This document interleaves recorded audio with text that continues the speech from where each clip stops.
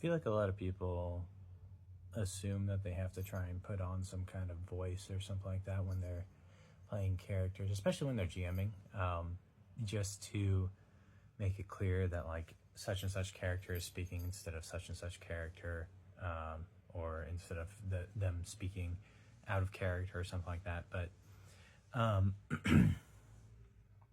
think a lot of people forget that there are a lot of different things that go into how someone communicates and how someone speaks.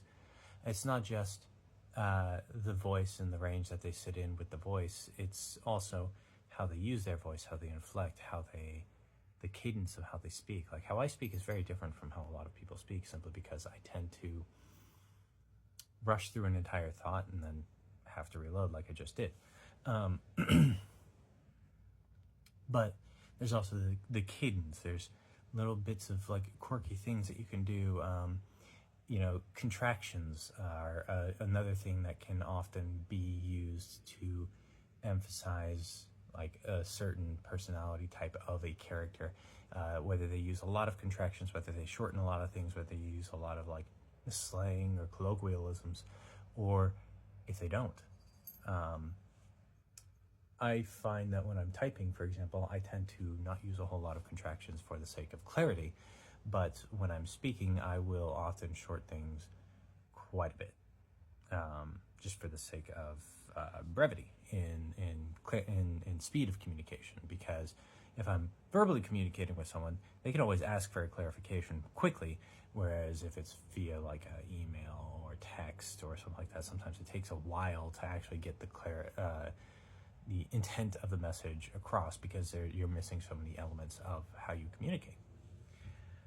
So yeah, when I do characters, I tend to focus more. Now I used to do a lot, or try a lot more for the voices and stuff like that, and I just found it exhausting. So I've more focused on how they talk, how they communicate, because the other thing is, for the players, those interactions are often very short.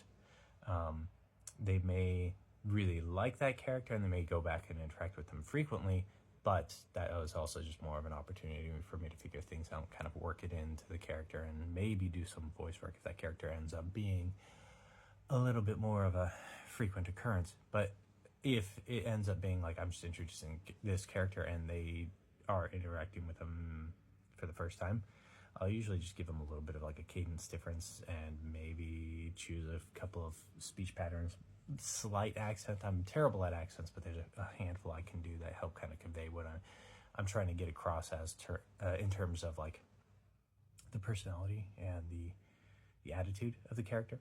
But that's about it. Yeah. As the same goes again for people who are just playing. If you're not jamming, like if you're just playing, don't worry about making the character have a voice that it was obvious that it's not you.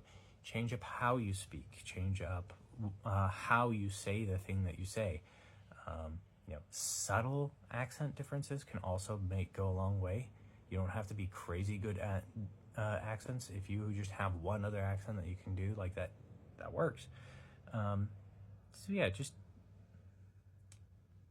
a little goes a long way when it comes to the voice, because a lot of how we identify people and who they are actually comes from a lot of those more subtle details. So if you just actively change up a couple of things, you'll get pretty far. Yeah. And the other thing to consider is it's not just how the character sounds, it's how the character acts, how they react to certain situations. Have those ideas pretty clearly in mind, because that is going to more clearly convey what it is that you were doing with this character, who they are, what they are about, than anything they say, because actions do speak louder than words.